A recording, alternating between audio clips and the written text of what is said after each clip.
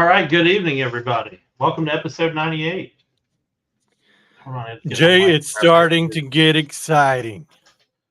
Which part, the Fuel Pod Fantasy F1 or the actual F1, or both? I'm still a mid packer fantasy wise, but Dude, I this I F1 did season is shit this weekend. I didn't want to take away from Chad's victory this weekend at Imola, but like everybody did shitty. Like if 186 points is winning, we got some serious issues, man. yeah. Well, So I'm gonna be doing some math this week, but yeah, you and me I both. don't know if I want to pull the trigger just yet. I'm gonna get Monaco out of the way. Oh yeah, Before we get there, let's we got to talk about Imola, bro. absolutely. What a race! Hold on, I got to Man. write down Monaco because I absolutely forgot to even mention that tonight. And that's it's like the crown jewel. That's Wimbledon. So anyway, as you can see tonight, I'm sharing a special picture because we had the rare spotting of a fuel pod hat in the great state of Alaska, which currently does not have an F1 race, and that's sad because that would be really cool. The tire strategy on that would be legit. yeah. Pirelli would have to go to work on that one. Probably be like, we're going with the hard and then the super hard, and then of course not technically. Everybody could just run like ridiculous pillow tires and be fine. But yeah, we had the Emilia de Romagna GP this weekend in Imola, which was excellent. And as you told me, I guess they got a new sponsor. It's not just flat out Rolex anymore. It's MSC Cruises, I'm assuming. Yeah, and Yeah. a dozen other things. Yeah, it's whatever. But it was a crazy race, and I'm going to highlight Oscar Piastri's comments, so I don't want to make this statement yet, so I'm going to wait to save it for that. But obviously, Max came out on top, but I want to start with quali and how this really hosed my fantasy league team, and how it hosed this constructor for the. Whoops, wrong one. Yeah, there we go. That pretty much summed it up, all of it for Fernando Alonso this weekend, and that's sad because everybody knows he's my favorite driver of all time. But spin out in quali, ended up starting 19th, ended up finishing 19th, which sucks. I mean, anytime Logan Sargent beats you, granted 18 other drivers beat him because Albon DNF, but Logan Sargent beat you. I'm not saying. I think he was able to collect a lot of data that'll help him moving on. I think that's what he was working on. So, well, thank you for making me feel better. Fernando Alonso gets a pass this week. Yeah, and I think it's like I said, man. It's any given Sunday. It can happen to anybody. Let's not forget the 2021 turn one at Monza. Max Verstappen mounting Lewis Hamilton's car, which. Of course, you know who ended up winning that race? Your boys. Danny Rick won that race with Lando Norris coming in P2. So an excellent day for McLaren, not so good for Red Bull and Mercedes. But anyway, again, so Alonso had a bad weekend. Not very great. But, you look at I pulled this up here, not because we need another rehash of the Imola circuit, but I want to highlight turns 2, 3, and 4, and which is Tamburello, and that was I think you're going to bring this up when we talk about Sebastian Vettel this weekend, but that was the turn. We celebrated the loss of, I don't know if celebrated is the right word, even though that's the one they used, but yeah, we re-mourned the loss of Ayrton Senna this past weekend, as it was the anniversary. Yeah, in a beautiful way, too. What a tribute to have a guy. And I came into Formula One on the tail end of Sebastian Vettel, right? Yeah, but I understand how great Sebastian Vettel was and what an ambassador he is. He's to everything in the sport. He's a fan of bees. I'm a fan of bees. Okay, well, but to have Sebastian Vettel drive Senna's car as a tribute was beautiful, man. And dude, listen, he took a bunch of, I don't know if they were F2, 3 or 4 rookies down to Tamburello, and they stood there in that turn, and he described what happened that day. And I mean, you know, it was a tough loss. I mean, I'm assuming it was over quickly. If you've ever seen footage of that wreck, it was horrendous. And that turn has changed. There wasn't a chicane there then. It was just a sweeping, high-speed corner, and unfortunately, he didn't read it right or whatever for whatever reason, but he ended up off and shortly after that passed away. So, you know, we celebrated the loss of a multi-world champion who ranks today right up there with, you know, the Juan Manuel Fangios and the Lewis Hamiltons of the world. Mm-hmm.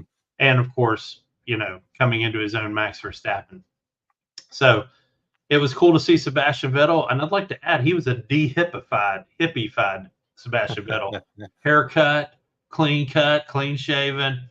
Oh, there's Mr. He was. I think he definitely understood the importance of the moment.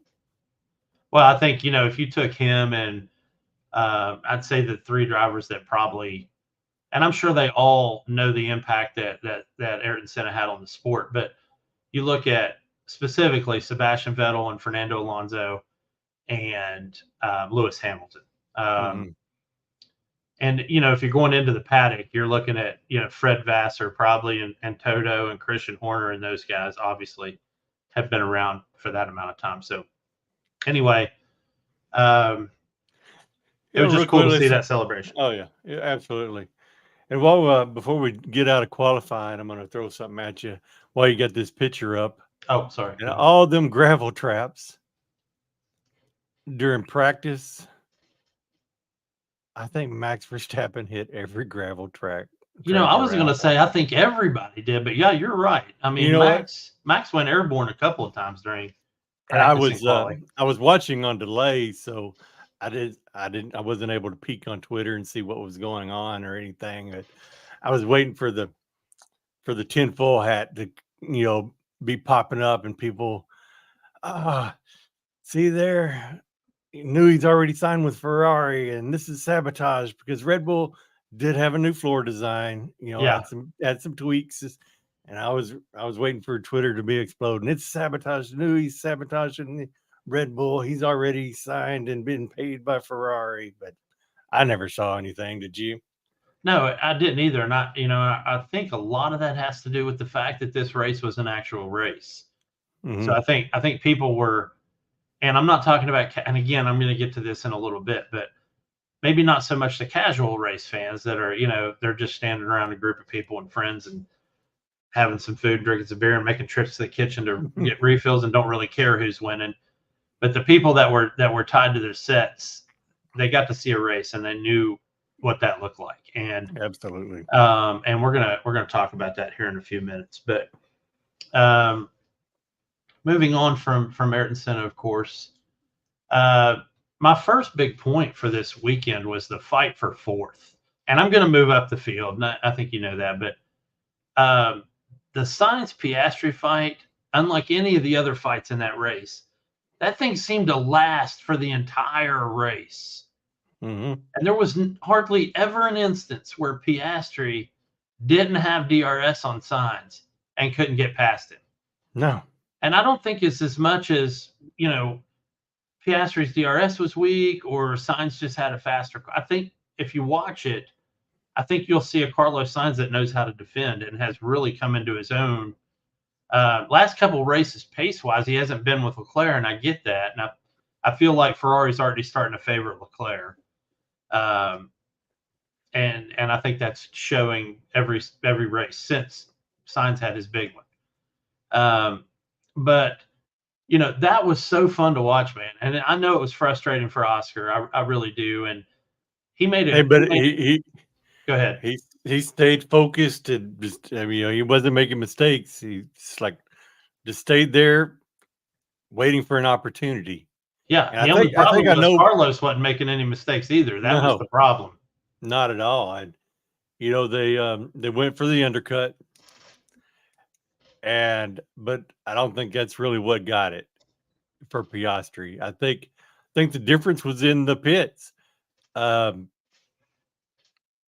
came in with a 2.4 second pit stop. Ferrari followed with Carlos Sainz with a 2.8, and that 0.4 made the difference. Oh yeah, absolutely. Isn't it crazy though that whole insane. That whole position comes down to that 0.2 to 4 on a pit stop and being able to, and now that you've been watching for a while, the fact that you're able to realize that whole thing came down to that increment in a pit stop had nothing to, and it had nothing to do with racing and everything to do with the crew, which I thought was really cool. But yeah, my hat's off to both of them. Both of them drove it well. There wasn't any real fracas where they kind of got into it or got overly aggressive. They ran the race. But I want to highlight the fact that after the race, when they were interviewing, when Piastri was in post race, saying, hey, they got to do some things to change this circuit because, and I think this is just youth talking, because it was a boring race. And I think boring was the wrong word. If I were him, I would have used the term frustrating because it's tough to look at the same gearbox for 63 laps or whatever it was. And he did. He had to look at Carlos Sainz's rear end for basically the entire race. It also doesn't help that he qualified P2 and had a not so great start.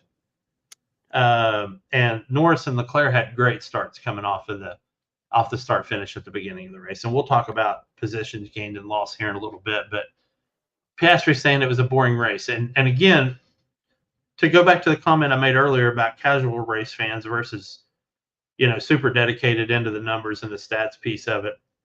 And, I saw Farmer made his comment that I shared here, and I know him and his dad are those guys. We saw a wonderful race. If you're into it's like people that always tell me baseball's boring. And I always want to say, yeah, but that's because you don't grasp the drama of the pitcher and batter combination. Yeah, the little things. There's a whole soap opera going on between a pitcher on the mound and a batter in the box. And it progresses as the game goes along. So the first time the batter gets up and maybe he hits a single, now the pitcher's down and out when that guy comes up again. And you're wondering who's going to get in whose kitchen first and win out. And if you don't understand that dynamic, then yes, baseball is going to be boring to you. And the same thing goes with racing. If you don't understand that Max Verstappen winning by 30 seconds every week is shitty, then I don't know what to tell you. And if you don't, if you're a race fan that doesn't like close racing, I don't know what to tell you. I hope there's none of those out there. But we definitely didn't have that this weekend. But anyway, so that was the battle for fourth, obviously. And then we moved to this guy, Charles Leclerc, who just kind of floated around on his own. I mean, he stayed close to Norris for a while, and then I feel like I don't think it was so much Leclerc as it was Ferrari telling him not to burn the tires out, and he backed off a little bit. And, that's just another thing, trying to understand, when it's a driver that's having trouble with pace versus when it's a driver that has ridiculous pace, then you see him back off. You got to realize that's coming from the team. Hey, man, you're in dirty air. You're just melting your tires. We need you to back off, and we're going to try to get him in pit strategy, which didn't work out. No, it was the same situation between him and Lando. I think Leclerc's pit was a 2.9 compared to a 2.4 for Lando, but with Leclerc, he drove lights out, dude. He really did. Yeah, Charles had a great race, and even by his own admission, that's one thing I do love about Charles, and he's not my favorite of the Ferrari drivers. I think my record's pretty clear on that, but he does always call his post-race correctly. There'll be people that'll see a race and think, well, Ferrari did well. And, Charles will be like, hey, listen, tire drag was bad. We could have done a little bit better in the pits. And people will look at that and go, well, he's just bitching. And I'd be, one of the first people to say that if that was the case. But he typically calls it like he sees it. And he did say, hey, we had a good race. We're up there. Oh, yeah. I think McLaren, and as much as it just irks me to admit it, I feel like McLaren has made a decent little stride beyond Ferrari. But that being said, McLaren's on their second week of upgraded car, and Ferrari just now brought their upgrade. And have more coming. Yeah, and have more coming. So I really feel like those two do and it might be, like I said last week, I mean, it might be the three-way battle that we've been begging for years. Yeah. And again, I'd have to do the magic number math on, and I still haven't because I just haven't had time with work and everything else, but doing the magic number, can they catch Red Bull? But here's the thing, they would have to win. I mean, right now, I think Red Bull's about 50 points ahead of Ferrari. Yeah. And they're only about maybe less than 10 ahead of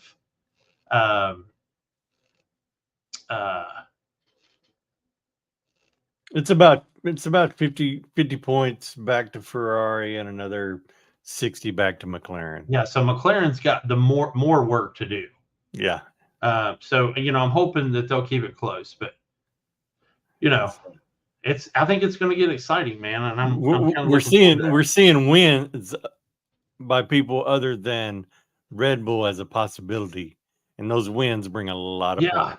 Yeah, and that's what I was talking about in that tweet today, where Lando was like, "Hey, we almost got it," and normally I would agree with that, but the fact that he was able with that speed to put the fear of God into Red Bull, because let's face it, they got to be thinking, "Oh shit, we only won by 0.7 seconds, and Max raced flawlessly, and we still only won by 0.7 seconds." Ferrari hasn't put that pressure on Red Bull yet. I mean, you got Max. I remember when they were saying, "Hey, are you worried about the Ferraris?" It's like, no, they always do well in qualifying, and then they just kind of peter out. And I'm like, what a dick. But it was true. In this case, you got a Lando Norris who's coming off of his first win last week at Miami, and he's excited, man, and the team's excited, and they've got a great car.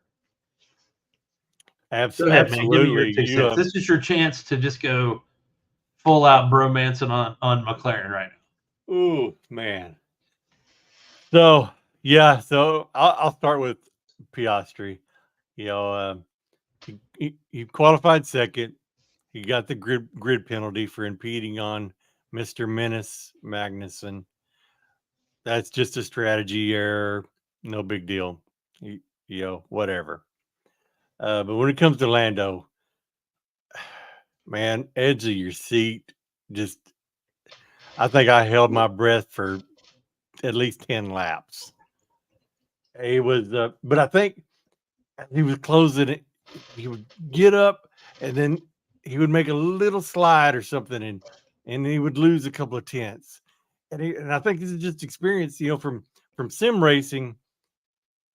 If I'm chasing, I can't keep my emotions in check to put two great laps together back to back. Yeah, and that's fake racing. That's not even... Yeah, I know.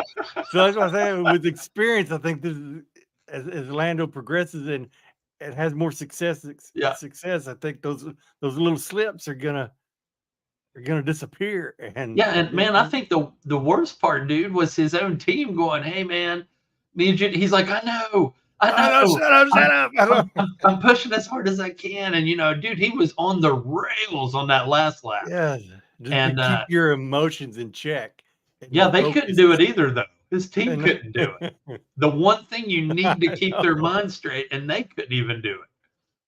So I just love it because the energy level at McLaren right now versus where it was last year at this point. Yes. And even the previous years before that. They were like, yeah, we're just hoping to be in the midfield and be, the top team in it. No, man, they're not there right now. They're like, dude, we're going to win all of this thing. We're going to take it to the house. I love it.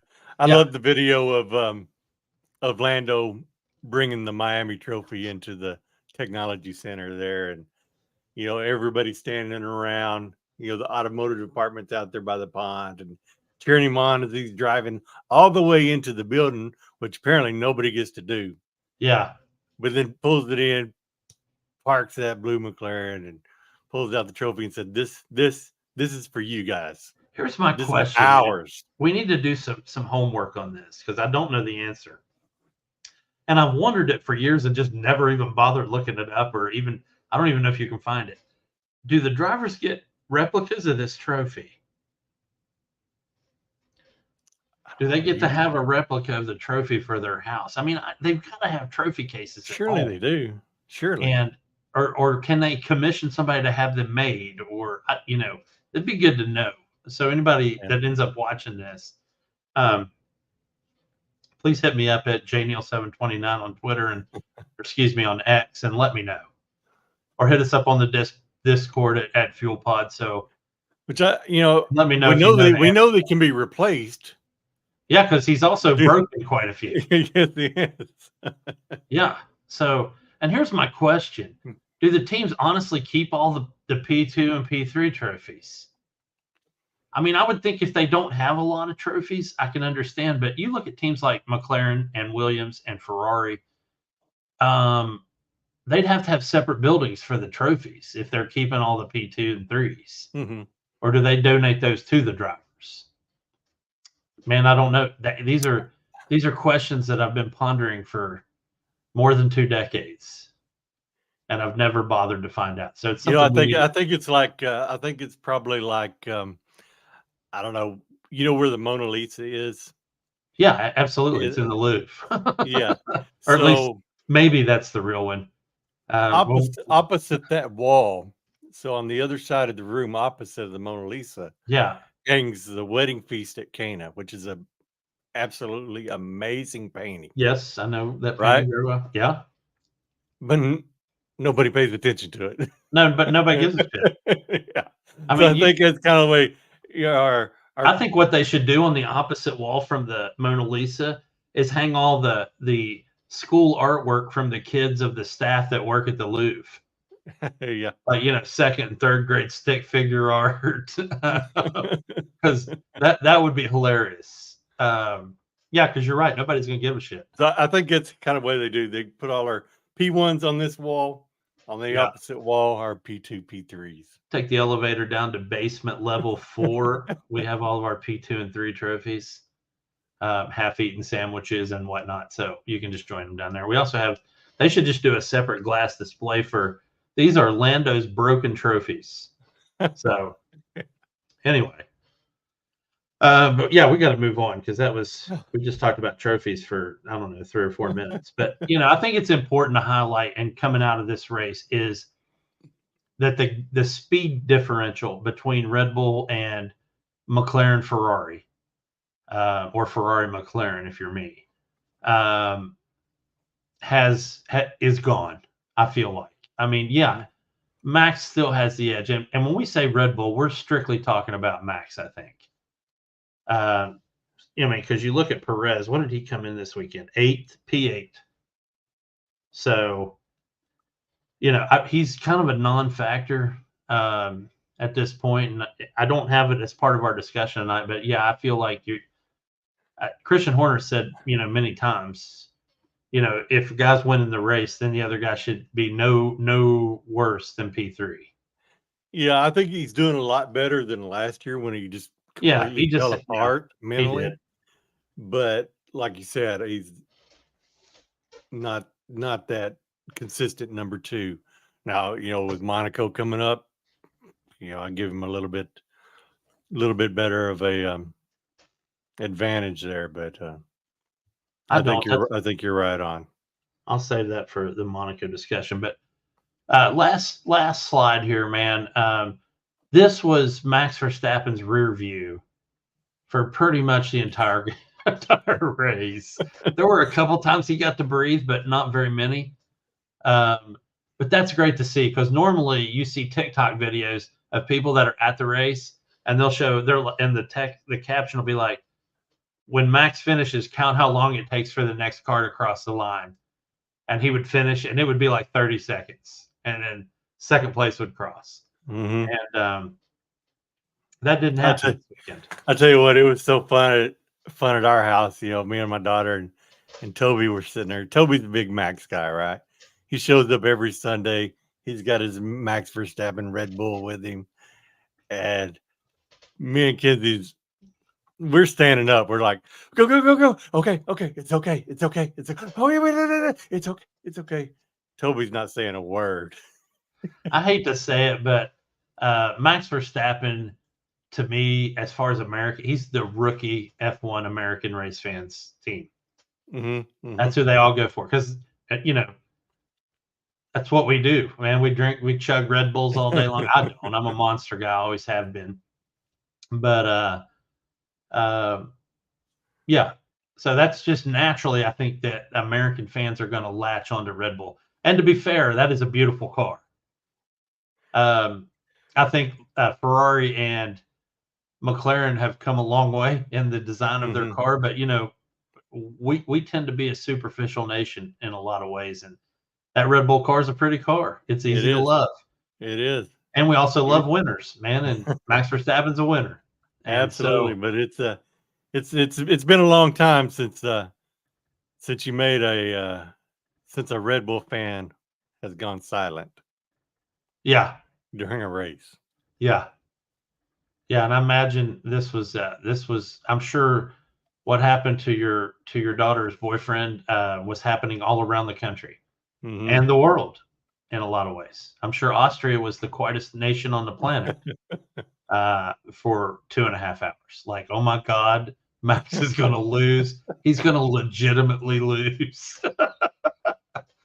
So anyway, it was a cool race from the standpoint of it being an actual race, man. So I really enjoyed that piece of it.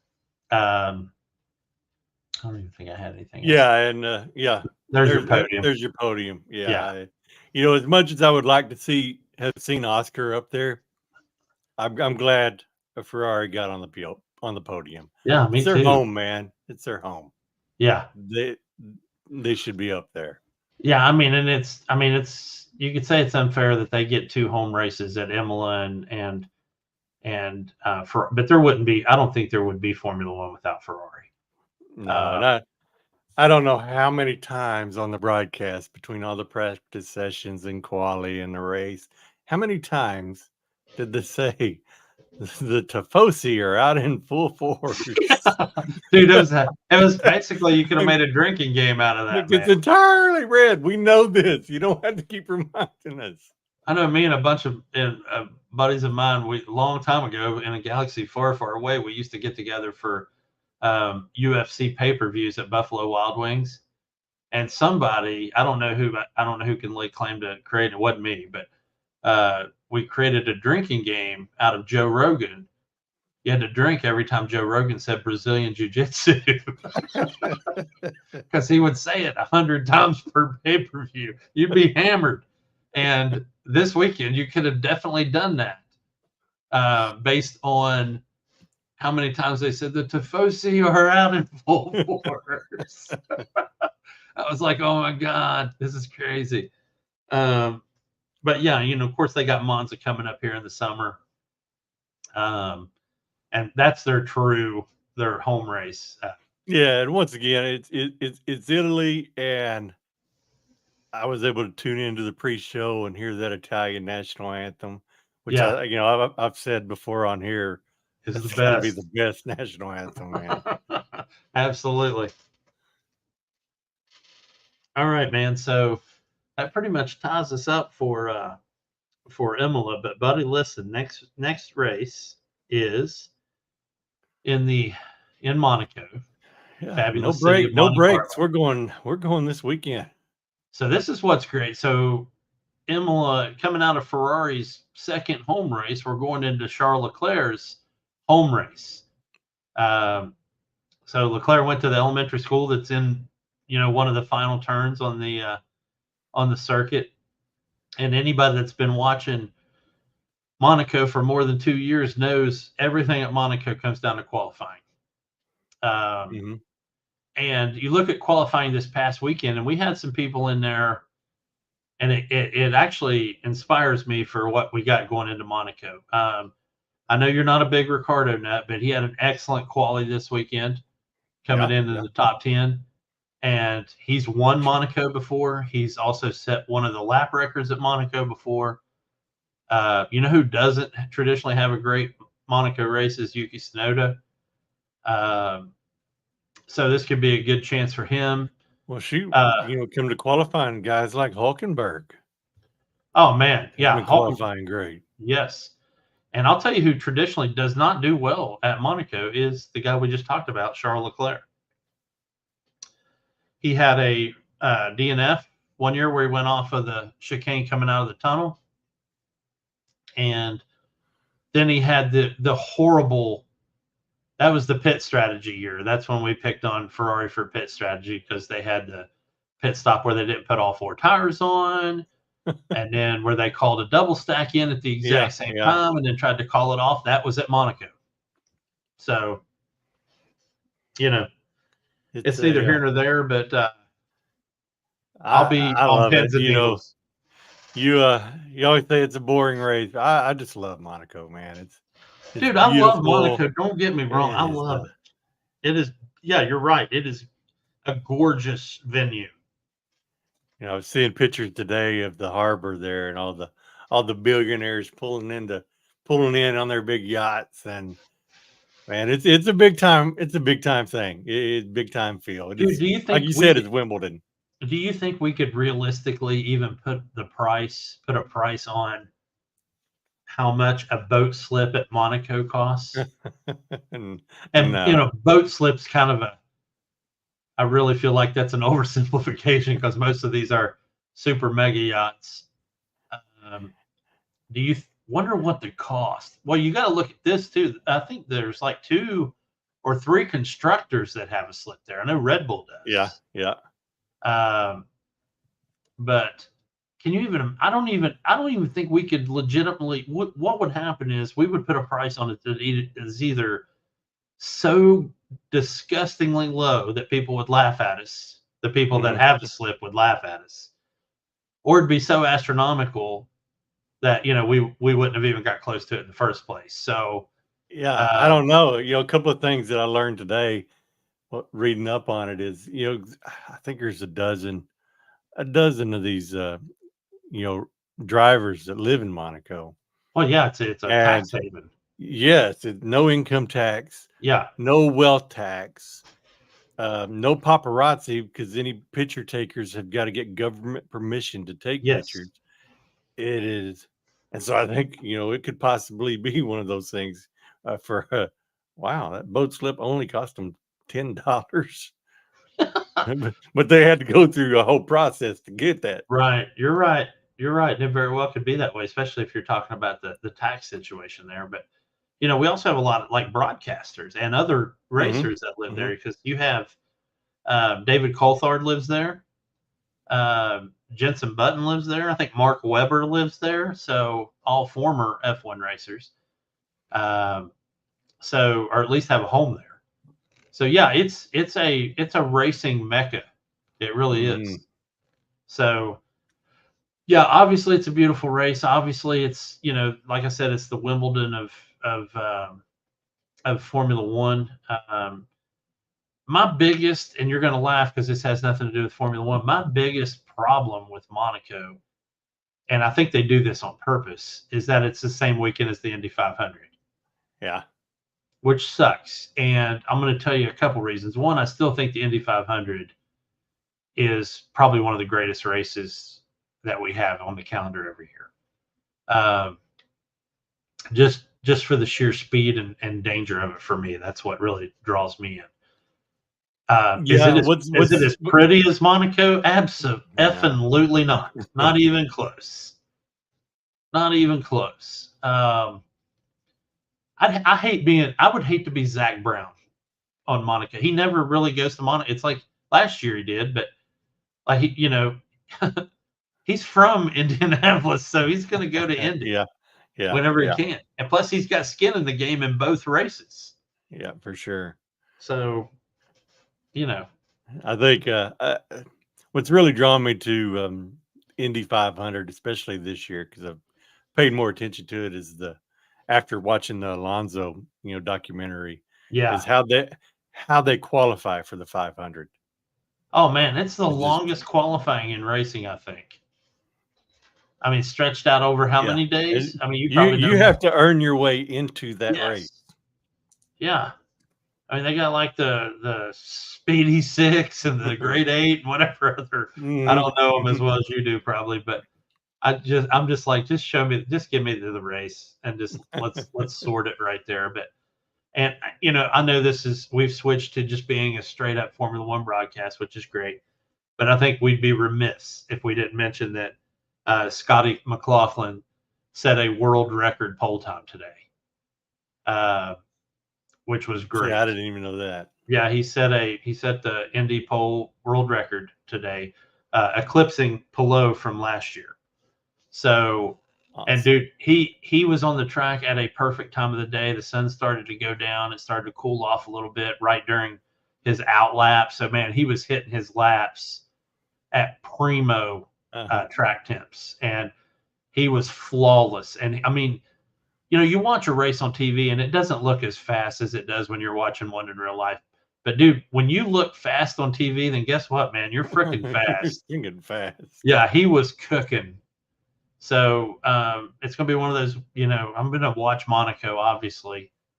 But, I don't know which one I'm going to catch live and which one I'm not. I'm definitely going to watch quali for Monaco live, because last year's Monaco quali was probably the best quali I've ever seen in my life, because it changed hands I don't know how many times. It was wonderful. And since you allowed a jump over to Indy for a second, I'll go ahead and mention that the Coke 600 is also this weekend at Charlotte, and kind of wondering what we're going to see with Stenhouse and Busch. Was that the fight this weekend? Yes. Ricky Stenhouse and Kyle Busch. Yeah. I caught that like it was on my feed, and I didn't get to see the whole thing, man. So it was one of those things where I was like, "What the hell? I can't even tell what's going on here." So. Yeah, it was crazy stuff. Yeah, Stenhouse was there waiting for him. Crashed out lap 2 and just stood there and waited on him. All right, so let's talk about fantasy and then close out the evening, man. Sounds good. Let me go ahead and take this off. We don't need it anymore. So first off, for you folks that are playing F1 fantasy, unless you have Max Verstappen, Charles Leclerc, or Lando Norris, I would not use chips for this race. This is another one I would avoid chips like the plague. Because I can tell you historically now, this could obviously go tits up and go, 6 ways from Sunday, but the starting grid for this race will almost assuredly be 99% the finish of this race. So it's one of those, if you start first, you can finish first, as long as you even have a remotely decent pit strategy, because it is hard to pass here. There's not really any good overtaking zones. You're going to have to be a dick if you want to pass people here. As long as you got 4 tires in your hands when the car shows up to change them. Yeah, this race is kind of like, do your best on qualifying, make qualifying your race, and then when you get to the race, just get through it. So that being said, I look forward to seeing Max Verstappen's going to have a good time there. Let's hope they don't. And remember, I had the conspiracy theory with Red Bull the past 2 years at Monaco, where they let Max set a really good lap and then send Checo out to wreck on purpose and red flag the session. Yeah. And you laughed at me, but I feel like it's true. I'm actually counting on Checo to red flag quali this year again, probably during Q2, which really hoses everybody. So let's assume Checo doesn't red flag Q2. I mean, you're looking at a very similar top 5 probably to what started this weekend, because Leclerc will have a good, as long as his car is fine, he'll have a good quali. I think Sainz will do okay. Max will be up there. Do not count out Lewis Hamilton and Valtteri Bottas here at all, because they could do well here. I think Hülkenberg will be okay. Because I know a lot of people, just because of the way that money works in fantasy, a lot of people have Hülkenberg. I do.